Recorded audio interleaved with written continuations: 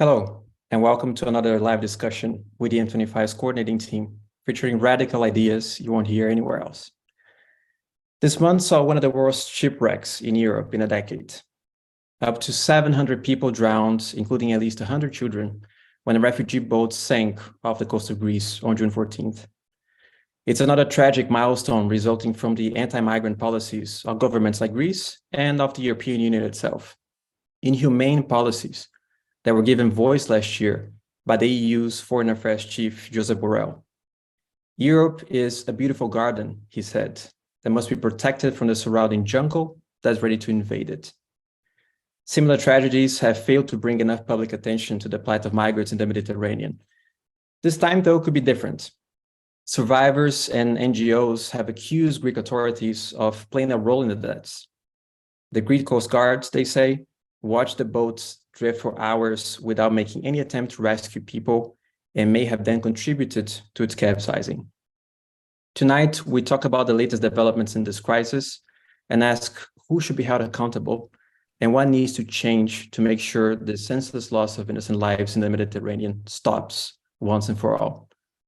Joining us for this vital conversation, we have our coordinating team from all over Europe, including Greece, and our guest, Miguel Duarte, a tireless migrants' rights activist who has already aided in the rescue of 14,000 people. And for that, he's faced the threat of prison. And you, watching us live, if you have any questions or comments, please leave them in the YouTube chat and we'll tackle some of them as we go. Miguel, welcome, and I'd like to give you the floor to kick us off. Tell us a bit more about your background as an activist and how you see this latest tragedy. Hello, everyone, and thank you for the opportunity to speak about this most recent tragedy. So I've been involved in the so-called refugee crisis since 2016, when I first joined a sea rescue mission on board the ship Juventa. For that work, less than a year later, some of the crew of that ship, but myself included, had to face 4 years of investigation for aiding and abetting illegal immigration, which, according to Italian law, could lead each of us to up to 20 years in prison. And after an enormous investigation about this, in 2021, 4 of us had to go to trial, and myself and 5 others were arbitrarily acquitted. So many of us have decided to return to the sea with other ships because the Juventa is still seized, unfortunately, and proceed with the life-saving work that all of these NGOs in the Central Mediterranean do. So it's been 2 weeks since this enormous tragedy took place off the coast of Greece. It's possibly the biggest in recent history in the Mediterranean.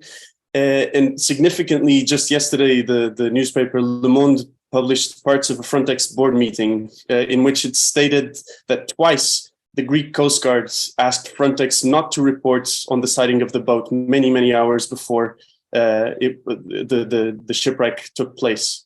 And when Frontex actually did that, the Greek authorities adulterated the given coordinates to a more convenient position from a Greek perspective, so they said. So much ink has been spilled in the international press about the details of this event, which actually get more horrific and cruel the more we learn. But it is also our responsibility as civil society to see beyond the narrow gaze of the mainstream media that is necessarily both limited in space and in time. We must see the events that took place 2 weeks ago as only the most recent loud manifestation of the violence of the European border regime, and actually only its inevitable consequence. Just last year, we saw 2 major reports come out that put the spotlight on the illegal and immoral pushbacks done by Frontex and the Greek Coast Guard. One was done by the European Anti-Fraud Agency, and it resulted in Fabrice Leggeri, the executive director of Frontex, leaving the agency. And another one was put out by the independent investigation agency Forensic Architecture, which documents 27,000 cases of people that have been kidnapped by either Frontex or the Greek authorities and put adrift in engineless boats off the coast of Turkey, many of them necessarily to their deaths. This was largely ignored by the media in many countries. I'm from Portugal, and in Portugal, it was barely talked about, but also in the international media, it was very silent, which even after years of looking at the consequences of the violent border regime that we have in Europe, it still surprises me how little attention we pay to such stark consequences of this.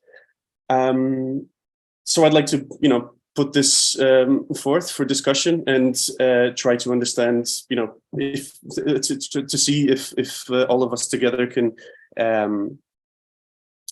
get a more accurate perspective of what should be done on a Greek level, but necessarily mostly on a European level, because this is not a Greek phenomenon. This has been happening in Greece, but significantly in Italy, in Spain, and in many other parts of this continent.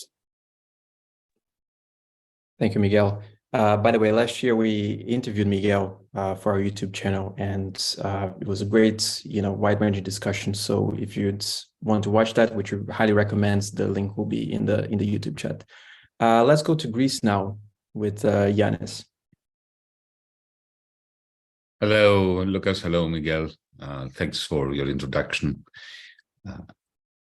We're coming out of a general election, a second one in quick succession. We have had the,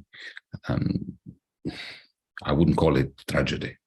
It's worse than that. It's a crime against humanity. What happened off the coast of the Peloponnese, of Pylos. And I'm afraid that I'm going to fail to contain my depression and pessimism. Because in response to Miguel's question, what can we do? You will permit me to say, at least under the terrible influence of the verdict of the electorate here, that the answer is nothing. Please don't believe me and carry on fighting with a good fight. But at least for a few minutes, let's be honest with one another.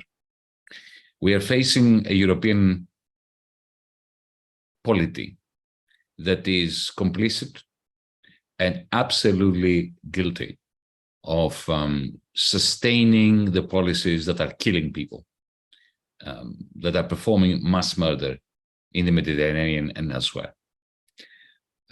The outrage over the drowning of hundreds of children and even more hundreds of adults off the coast of the Peloponnese, that outrage and sadness amongst the Greek population lasted no more than 10 seconds. No more than 10 seconds. There was a very feeble, very low-key, very badly attended rally, an anti-racist rally in support of the right of refugees to life and limb. The right-wing parties that are actively pursuing in the social media a line of they deserved it, they shouldn't have gotten on that boat. Why did they invade our space, our European space? Fuck them kind of attitude, excuse the French. They were out in strength and they won.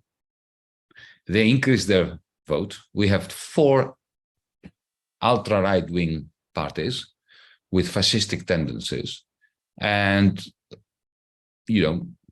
parties that are making no bones about it. They support the pushbacks. They support the fences. They support the prison camps in Libya for people whose only crime is the wish to escape a home that has become like the mouth of a shark.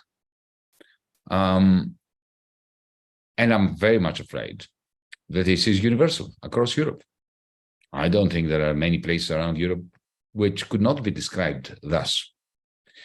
Since we founded DiEM25 in February of 2016, when we were in the Volksbühne, during our speeches back then, warning Europeans that if Europe is not democratized, that if we don't move away from policies of austerity that are turning the majority of our peoples into victims of plunder on behalf of oligarchic capital, that the people will be desensitized.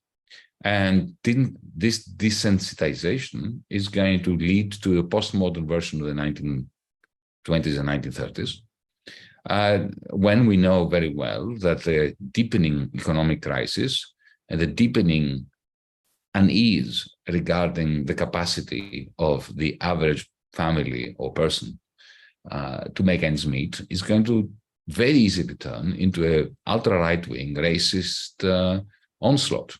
We were warning about that in 2016. And we were saying that the reason why we created DiEM25 was because of that prospect. And we failed. We put all our efforts into changing Europe by 2019, the European Parliament elections. We didn't elect a single MEP. The left collapsed.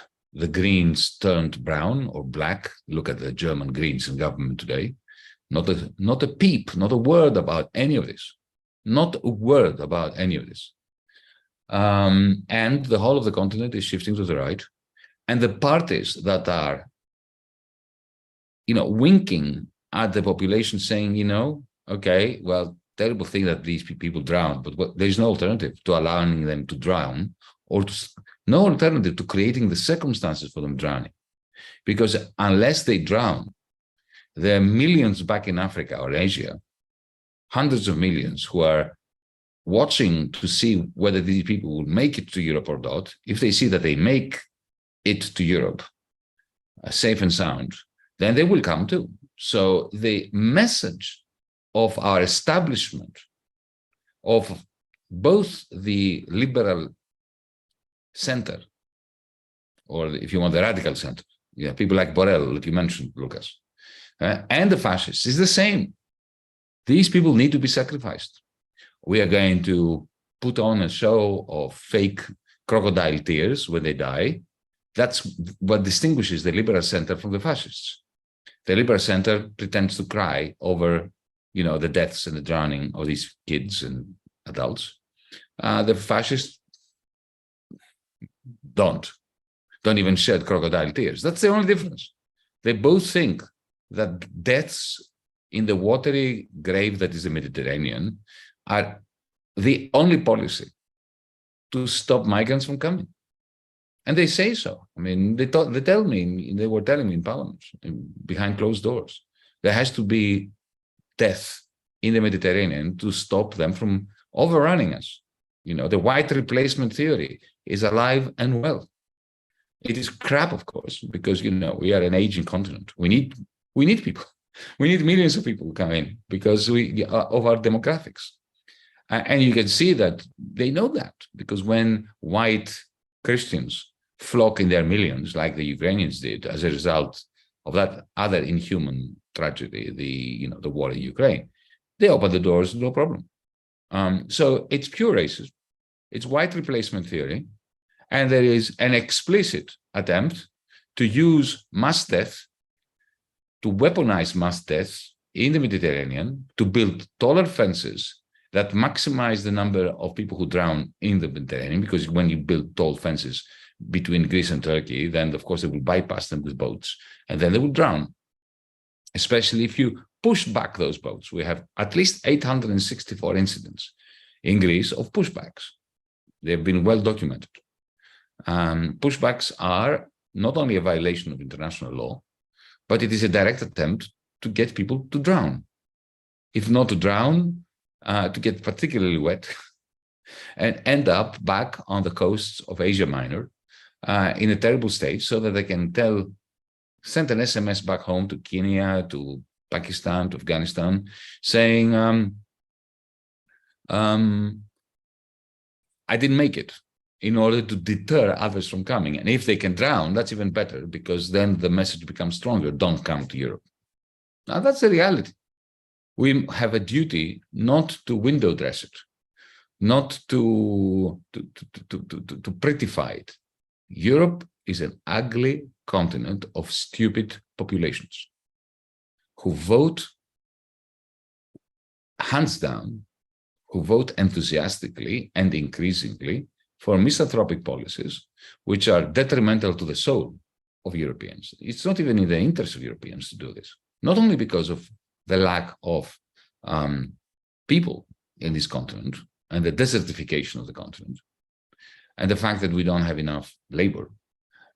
It's also the fact that they don't realize that the moment you start treating human beings with such contempt, the moment you instrumentalize and weaponize the death of people, then you have started very, very slowly, but very firmly to sell your soul to the devil. And very soon you treat one another within your family, within your neighborhood, like a piece of shit. And so the result is that Europe now has won, without any doubt, the historic prize of uncivilized idiocy. And I very much fear there's nothing we can do about that. We will keep fighting, but we will lose. There's nothing we can do when the population of a country like Greece, which was very sympathetic to migrants up until a few years ago, after 750 people die off the coast of the Peloponnese, within 10 days, vote for the parties that celebrate those drownings. At that point, comrades, I throw my arms up in the air and I surrender. I don't really, but for a few minutes I feel like doing it. And then we keep struggling, and we will keep struggling until we're dead. But let's not be stupid and think that we're going to win. There's zero probability of victory. Mass death and uncivilized behavior has triumphed once and for all. I've never been so negative in my life. I had to be 62 to reach that point. Apologies for the bleakness. That's all I have to say. Thank you, Yanis. Let me bring in Juliana now from Germany. Juliana. Yeah, hi, and thank you, Lucas. Yeah, unfortunately, I'm also very pessimistic because I think the development in general in Europe right now is really devastating. I mean, in Germany yesterday, the AfD, the fascist party, won their first election in a region in Germany. And I saw an interview with people of that region today. They interviewed the people on the street, and many of them really argued about the foreigners, you know, that there is a problem with foreigners and that the AfD is promising to get that under control. And they talked about they are getting apartments and we have to work. So you can really see that the right wing and fascists are they got into the mind of the socially weak, of those who are in existential crisis. It's the pensioners who are not, you know, making ends meet. It's the people who are really struggling, and yeah, they tell them it's the problem are the migrants. And I mean, this is an old story. It was always kind of the huge topic of fascists to argue about migrants, but now with the refugees, and I agree on that point, you can see that there is such a relief for many people that they haven't reached anywhere in Europe, and they really believe that these people are a threat to them. But I think that the main problem is why we see the AfD in Germany getting so much stronger. They're in polling, they're the second strongest party right now. They come just after the CDU, which is the conservatives. So if there were now elections in Germany, the government would be a government where I would say, I don't know if I would stay in Germany, to be honest, that kind of right-wing government. And I think the problem is that there are no social policies. The last 10 years, politics has been really cruel to the people. poverty spread more and more. There are over 50% of people who are not getting by. And so it's really easy to play them out against refugees and against other people who are also suffering. So it's like they're suffering against the other suffering. And this is, I think, where the parties like the AfD and the right-wingers are really, spreading the misinformation on the internet through social media. As Miguel said, the press isn't saying anything about what's happening. Many people don't even know that there are pushbacks. For sure, I had just an argument with someone from my family about what happened, and the person said to me, well, it was like 700 criminal young men. And I was like, what are you talking about? I saw it on social media. I was like, there were children on that boat. And even if it were 700 young men, but to think that there are only criminals, and I don't know what picture gets painted about these people and what their motivation is to come here, but there is so many lies that get spread through the internet about those people. And for us, it's really difficult to fight against that. Then you have on top the media who's not helping out very much. And you have the government, like right now, who's really fueling the problem because they are not taking care of the social issues of the social weak people. So they get pulled away from the right wing and the fascist parties. Because right now, the fascists are gaining more interest in Germany exactly because of those things, exactly because nobody does anything to take care of all the crises that are unfolding for many years now. And so, yeah, people are sitting at home and they're like, yeah, I'm sorry that they drowned, but my life's hard too. So yeah, it makes me look at the future also very pessimistic, because right now I cannot see how we can break this cycle. And it's just a handful of empathetic people who are really caring about the refugees. And I feel like we are in the minority right now. And I hope it's just a feeling, to be honest. But yeah, it remains to be seen, the future. Thanks, Juliana. Judith, also in Germany, although you did spend quite some time in Greece recently. Thank you. I just wanted to add a quick point that might be interesting to some people about this election that Juliana mentioned in Sonneberg, where the AfD was first, the strongest party for the first time in a German election. And that is this place, even though it's in Eastern Germany, it's not your classic case of an abandoned, neglected, left behind community with large unemployment and so on. They actually have very low unemployment, just 5%, which is very low for Eastern Germany. Usually you have more than 10%, sometimes more than 20.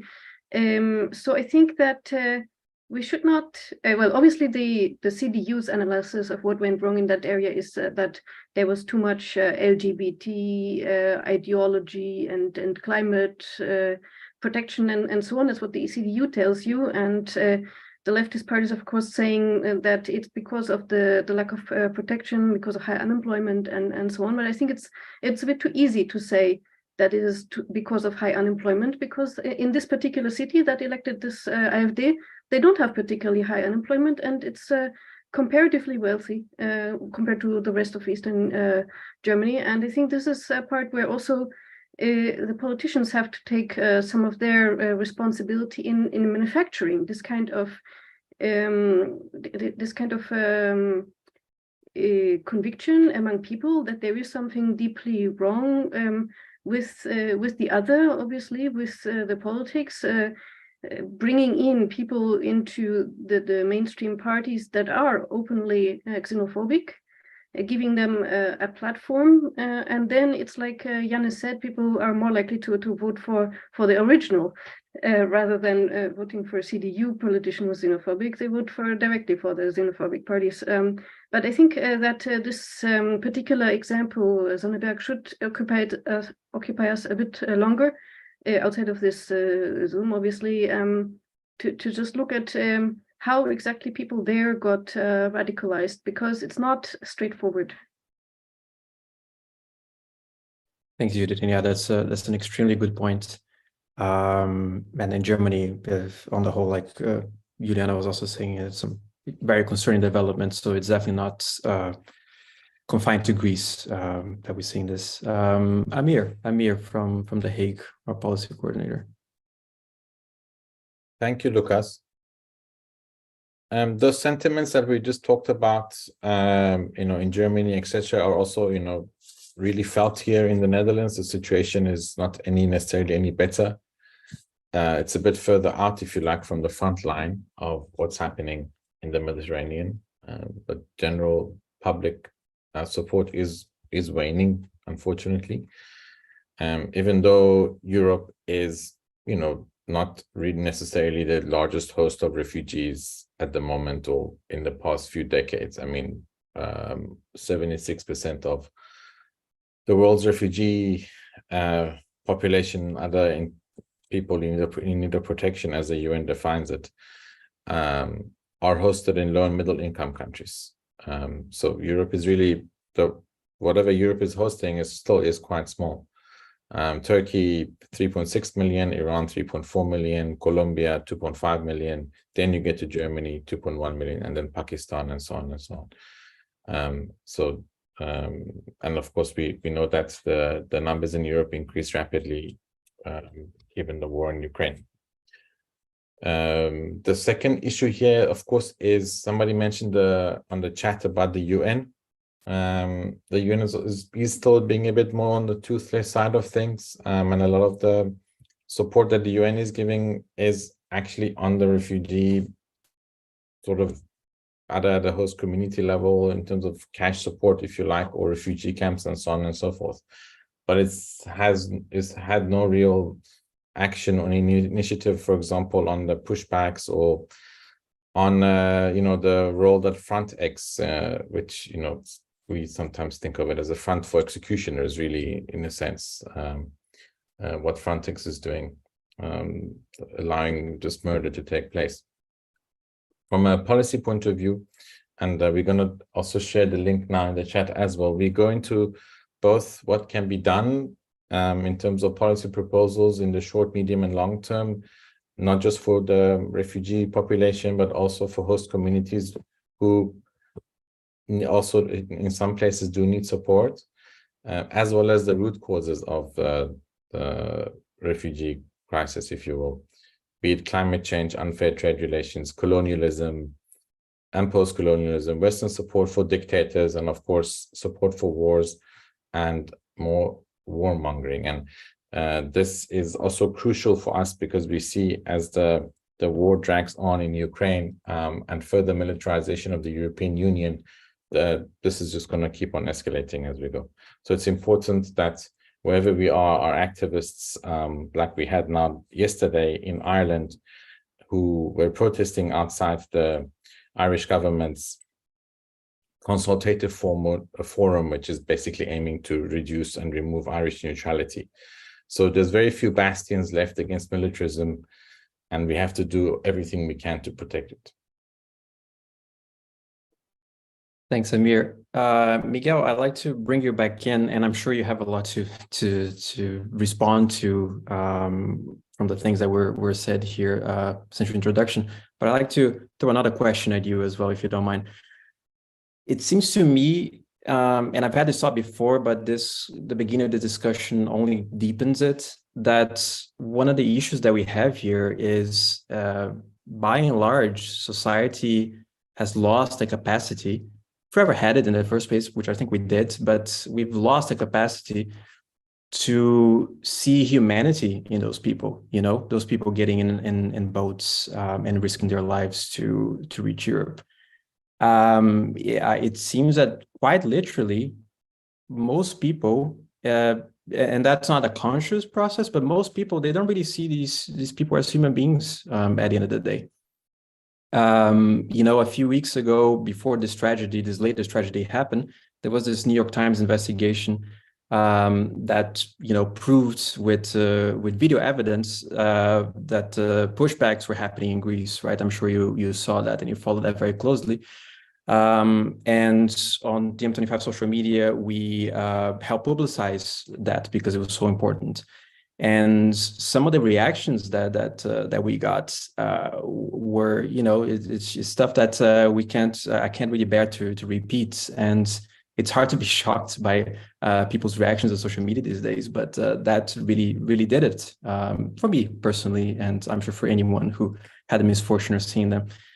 Also, I'm sure it wasn't, as you know as well, it wasn't lost on anyone the sad irony of how different the reactions were to this tragedy in the Mediterranean compared to the other tragedy that happened with the submersible on that expedition to the Titanic. Obviously, 5 people versus hundreds of people, but 5 rich people. The story was much more appealing, right, for newspapers.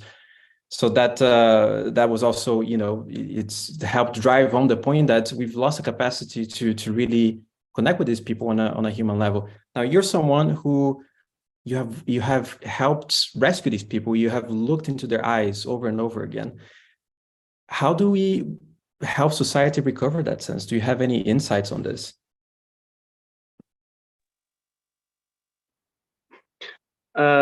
Maybe allow me to be, let's say, the optimistic part of this conversation.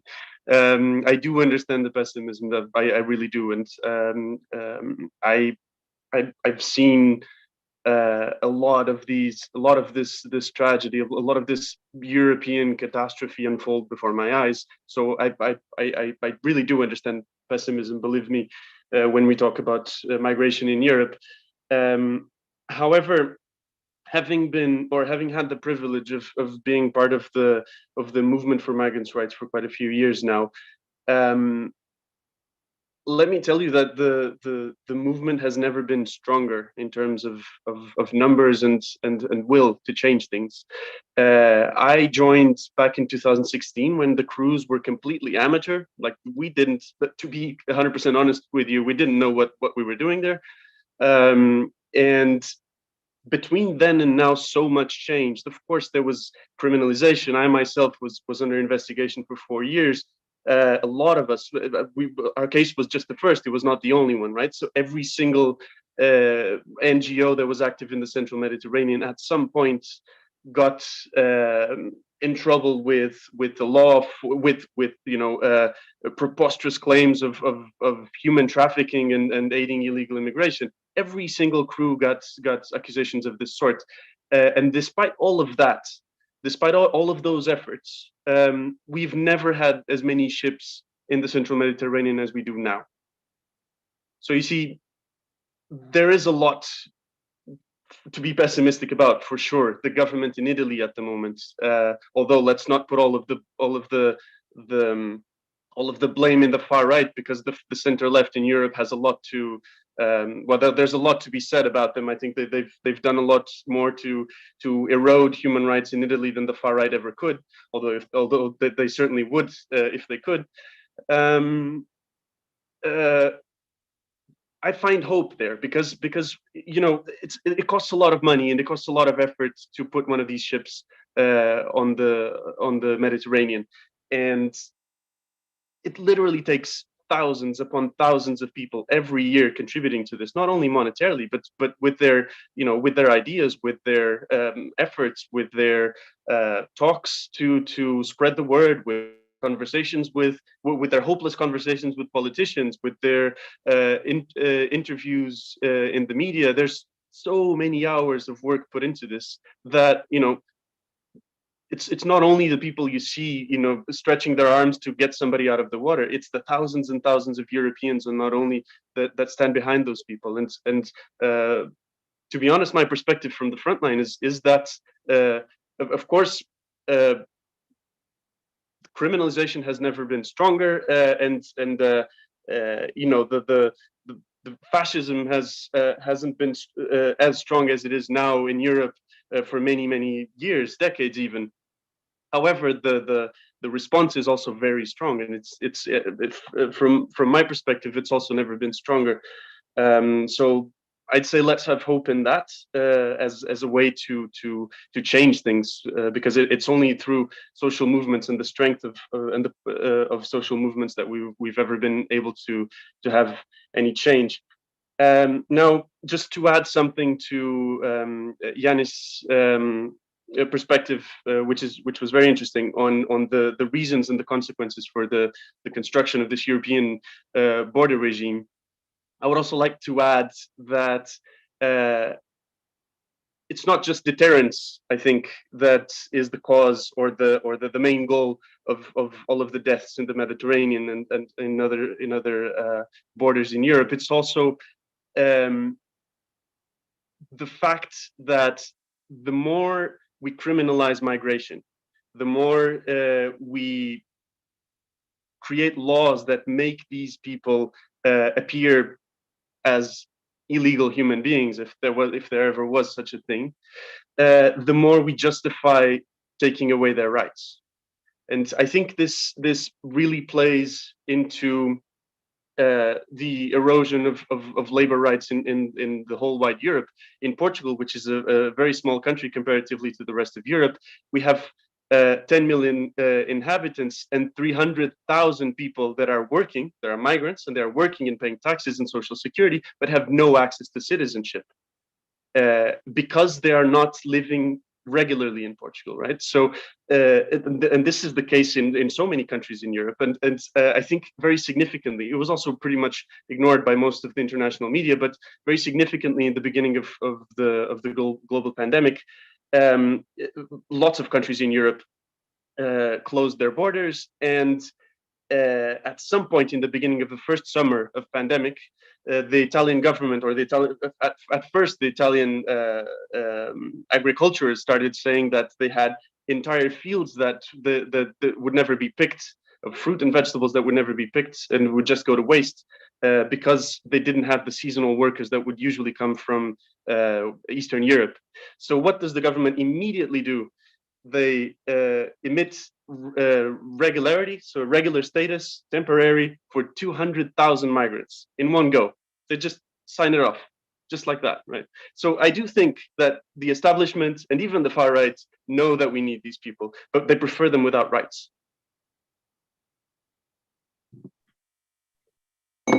Yeah. Let me bring in Johannes now, also from Germany.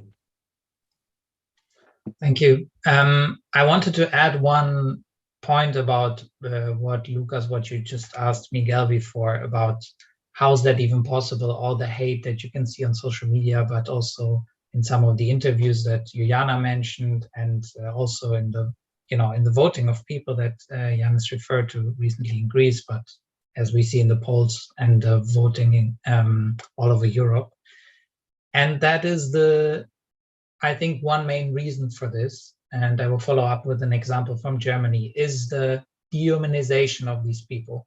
I think most people wouldn't really be able to hate migrants or anyone so much if you see them as an equal human being. So one thing that is very important for the political actors that want to profit from that is to dehumanize those people, criminalize them, as Miguel also said. And how does this work? I think we also know, of course, there's a lot of going on social media, a lot of fake news going around, a lot of the stories being twisted, as we also heard before in this call. But I think also that one main reason for this is mainstream media in Europe playing a really important role in this and transferring this kind of right-wing frame of the criminal migrants to everyone, and to every house, to every TV station, in people's homes.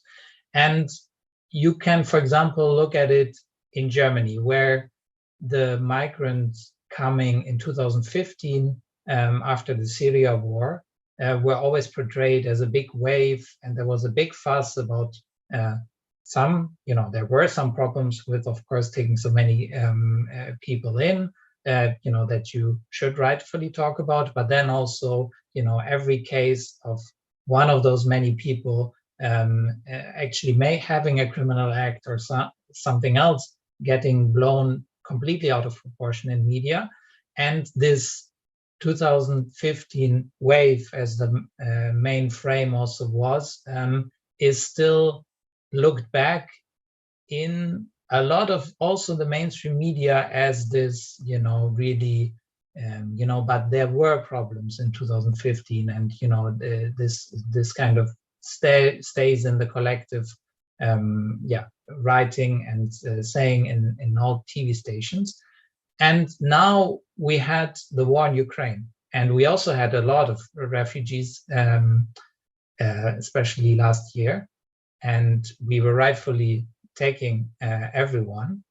And when you actually look at the numbers were higher last year, but there was almost no, talk about this being a problem, problems with some of those coming, maybe, doing criminal acts or something like that, which is completely normal that a small portion of every society or every group of people doesn't always act in the right way. There are many reasons for that. But if you look at how the media portrays these two migrant years, where a lot of people came to Germany, it's just, black and white. And of course, one needs also to think that has to do with it, with the color of the skin of those people coming. And I think this is one of the main reasons, and also one thing that is, of course, very, it's very hard to work against that, but I think we should try to tell a different story, about those people coming, because I think also one of the, I remember also one of the leading right-wing people in the right-wing party AfD in Germany has once, in an interview that I saw of him, really said that he thinks it's very important that their voters, their members, most people in Germany don't even get in touch with the migrants coming, because there would be the fear of them actually being seen as human beings, which they are, and then I think also the hate would fast go away. Thanks. Thanks, Johannes. Daphne, based in France, originally from Turkey. Hello. I have to admit, I'm also very pessimistic and very legitimately terrified of the situation in general, because the way the failure to address not only the issue of safe passage for migrants, but the wider issue of not only regional or national inequalities, but global inequality that is driving this migration flows, this emptying out almost of the third world, of their resources, of everything, and geopolitical instability, threat of war, ongoing conflicts, and not only is there, let's say, some attempts to address these conflicts and remedy them, is exactly the opposite. It's almost like the climate crisis in a way, which will, of course, is another source of refugees. Is just like this denial, and the markets will fix it, or like the aid models that have clearly failed will fix it. And this is just a complete continuation of the global race to the bottom. And this is one of the consequences. And I think the worst thing is, I think that people, as Yanis said, that there is no alternative. Nothing can ever be better. Nothing can ever be fixed. What we can only hope and expect from politicians is to protect us from these, protect us from this people who are even more desperate and that are coming to get us, and invade us or whatever. I don't think there's ever been like a time for me where the famous Rosa Luxemburg's socialism or barbarism quote has meant like more. When I was a younger person, I didn't quite understand. I thought it was just like a moralistic metaphor. I didn't really understand at the time that she was referring to like this escalation, this acceleration towards towards this very violent kind of politics, and it's very terrifying. And and like I can't remember who said it, but somebody said like when people are afraid, they elect monsters, thinking that the monsters would protect them, but the monsters, they thrive on fear. They feed on fear. They get bigger. The more fear there is, it's really terrifying, and it's terrifying the real level of racism and anti-migrant sentiment in Turkey as well, for where I am, and the politics that is developing around it. Not only the conditions. So like now, there's lots of, I mean, people who have already, migrants that have already safely reached Turkey, they're being exploited, and they, like, there's a really terrible rise in illegal, in deaths in workplaces of Syrians, for example, and child labor, which has always been a problem in Turkey, is now, like, there's constantly more and more news of Syrian children illegally working in construction sites and falling and dying. And this is really terrible. And like no sympathy, they shouldn't have come. And of course, Erdogan wants to now, under the political pressure, he wants to send back the migrants onto the emptied Kurdish territories, which is messed up in all number of ways that I can't even get into now. But I want to also say, like, how to just point out how global this phenomenon is. And it really does kind of, I think, exceed some of the easy stereotypes we have about it. France's poorest department is a department called Mayotte. It's an island, it's an ex-colony. Lots of poverty, a 95% Muslim population, lots of poverty, lots of crime related to poverty, and but Mayotte is still part of France. It's French territory, and it is not far from another island, which is not a French territory, which is I think called Comoros, and so lots of people, which is an even poorer island than Mayotte. Lots of people from Comoros are coming illegally by sea to Mayotte, and Marine Le Pen in this very, very ex-colony, 95% Muslim department of France got 42% of the vote. So I'm just putting that out there. So another thing I want to say is that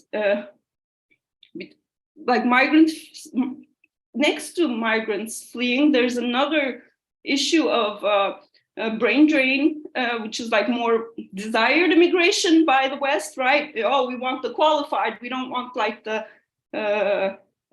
you're tired and you're poor, as Americans would say. And this has also a very big effect on now, like 32% of college-educated engineers and medical personnel are saying they want to leave Turkey. And I recently saw, and this is also, I think, so linked to austerity. So I will say how I recently saw a deconstruction of the NHS staff and how much of it is made, how much of NHS staff is foreign-born, and it's really, I can't remember the numbers now, but it's really striking. And meanwhile, like Tunisia and Romania their hospitals are in crisis because they don't have enough doctors. And at the same time, the British Interior Minister is saying that they won't remove the caps because they cap the schools for medical school students and nursing school students. So they won't remove the caps because it's too expensive to form nurses and doctors. So it's like this austere, horrible mindset that we won't spend, and what we lack, we'll just get it from other countries with the the acceptable immigration. And then who cares what happens to those countries that they use their taxpayers to form these personnel and doctors, and now they are in dire need of those doctors. And the problem continues. And middle-class educated professionals, engineers or doctors, they're also like a big part of a tax base of a country, isn't it? Especially countries like Tunisia and Romania. So the way we reproduce and reproduce these inequalities and this hollowing out and like stealing of every kind of resource instead of like investing in people everywhere is just so disgusting. And it really makes me like, I'm a bit emotional. I almost want to cry now. So I stop now. Thanks. Thanks, Daphne. Ivana from Serbia. Thanks, Lucas, and thanks to everybody who spoke before, because basically everything that I wanted to say is covered from so many aspects. And what concerns me the most is exactly this lack of humanity and empathy that everybody mentioned. If you remember in 2015, when the influx of Syrian refugees started, there was this photo of a Syrian boy drowned on the shore of Bodrum in Turkey, which is a Turkish resort. And that was the point that photo was on every cover of every newspaper, I think, in the world. And that was the peak of empathy at that point. Afterwards, and also I think it's important to take this into consideration psychologically, that people do build mechanisms of defense, and that if something is all the time in front of your eyes, and you can also see it with war and gamification of the war, and people thinking it's a game and you have joysticks and no real people and so on. So it attaches people from human aspect of refugees or anybody who is suffering, really. And also we are using different terms a lot here for migration. There are migrants, and we already know who are the migrants. They need to swim to the shore, and if they survive and so on, they will make it.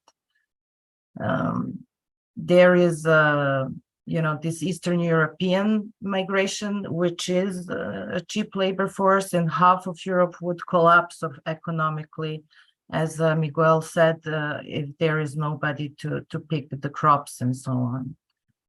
So on one side, it's reinforced. On the other side, there is a strong message that is sent if people are being drowned in the sea every day. And unfortunately, I believe that this is just the biggest number that was caught, and that it's happening every day. And it reminds me a lot. We have a poem from the end of the First World War, while Serbian army was recovering in Corfu, and when they didn't have anywhere to bury them anymore, they would throw them in the sea, and it's called Blue Sea Tomb. And I remember when I went to Corfu, it was very spooky to me, and I saw people on the beaches swimming in that sea, and because we have deep historical connection with this poem and historically with this period of time. It was unimaginable for me to swim there. So also I would like to, call the conscious of people that are going to their summer vacations, enjoying the Aegean Sea, to think about what is the cost of that. And also what the left or we as DM need to consider is the real concerns of people, and that our policies should not just, quote unquote, just address freedom of the movement, but also the real problems in the society that are piling up because nobody is doing anything to integrate migrants into society. It appears like the left is sitting there saying, let them in. And then when they are in, they're sleeping on the streets of Athens or Brussels or Berlin and so on and so on. So I think that these policies, or for example, something that our Meta Center for Post-Capitalism did, workshops with children refugees, teaching them the craft. It was photography concretely in this case, but anything that can connect people to people. Because yes, fear is the biggest tool of manipulation. And if we don't get to know each other, if we don't hear each other's music, if we don't taste each other's food, and so on, we won't understand that we are all human beings. So on one hand, it gives me hope because the human race was never very kind to one another. On the other hand, there is a lot of work to do in integrating refugees, migrants, expats, call them as you wish, into society. Thank you. Thank you, Ivana. Let's go back to Juliana. Yes, thank you. Just two little things I want to add, and one fits to a comment, I guess, in the chat about capitalism, which I think this is also the point that people believe that there's only so much cake, and that, people can take away something from that cake that I'm fighting over all the time, And I think what Miguel also said, and I think it's very important, that we also should criticize the left and the center left, because I think there were really big mistakes in how we approached the topic. Also, Ivana mentioned it, to think just naively that it's about saving people and everybody would be on board and be like, yeah, I see the disaster, so let's save them. And to not take into account that many might reject such a thing, and that not everyone is having the same feelings toward the same disaster in any case. I think it was a beacon of hope to see how many people also in the mainstream media in Germany called out this hypocrisy of having news for over 1 week over the submarine at the Titanic and what happened. There was some mainstream articles which said, is this okay? Is this actually not wrong to have this unbalanced coverage of news, where I had to laugh because the same newspaper that wrote the article was the same newspaper that had no coverage over what happened in the Mediterranean Sea. So but I think we have to reevaluate as left how we're approaching the topic and how we can act on many levels. One is to go by empathy, but it's only also to present really solutions that people understand and to take fear away. And the last thing I want to say is that I just remembered this one explanation of Zizek, which points to the fact that Europe itself has a hierarchy of looking down at each other. Like he said, like for the Great Britain, the Balkan starts at France, and for France, the Balkan starts at Germany, and so on. That we still also within Europe, we have a lot of, resentment towards each other. And we have second class, not just the Balkan and Western Europe, but it's also amongst France and Germany, every nation has some issues with some other nation, and I think that we are still in that state of mind in Europe towards each other makes it not easier to open the minds of the people for people from other continents. So I think there is still a big racism problem within Europe that needs to get pointed out. I think that was it from me. Thanks, Juliana. Let's go to Danai now, also in Greece to close. Thank you, Lucas. So while I was also very depressed and I didn't feel like talking so much, and everyone has covered many aspects and that has been great, but Ivana reminded me of something that happened in Greece, and I just wanted to close with a beautiful phrase that I heard. It was in 2015 when it was this boy Aylan's picture that was all over the press. And I had at the moment been studying to create an art installation in Elefsis, which is a place, a very poor industrial area, which had mostly been empowered, the industry, I mean, by refugees having come from Turkey at that time, in the early 20s, 1922, around then. And I had blocked that image, and all that wave of refugees coming from Syria back then had just blocked me completely. And I then watched a documentary that had been filmed in that area in Elefsis for 15 years. And there was this character who was a homeless man, moonstruck, as they say. And the film director had been following him for 15 years. And this man was always running, hiding under his coat from the camera, and he was collecting ancient stones and leaving them outside the museum. But at some point at the middle of the film, that obviously he had become accustomed with the director. The director asks him, Panagiotis, that was his name, Panagiotis Farmakis, where do you live? Where's your home? And he turns around astounded, and he looks at the camera and he says, upon this earth, under the clouds. And this phrase sort of unblocked me, and I felt that's true. We all have this. We are all the same, and it unblocked me. And then I managed to work on this project, and I called it "Upon the Earth, Under the Clouds."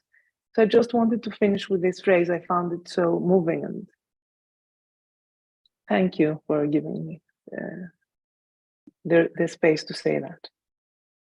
Thank you, Danai, for the hopeful closing to this discussion. We're going to stop here. I think stopping this large-scale extermination, frankly, of migrants in the Mediterranean is, as we've heard from so many speakers, a very tough fight, but it is the only fight. And that's true for pretty much all the other big issues that we face today.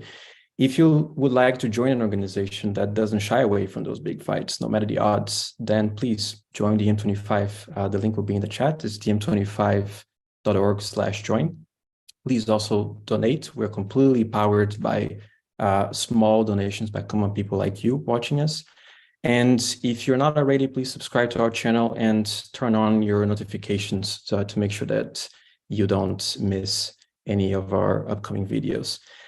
See you for another live discussion with this coordinating team. I want to thank also our guest, Miguel Duarte, here for joining us and giving his very powerful perspective, and also thank him for the amazing work that is done over the years.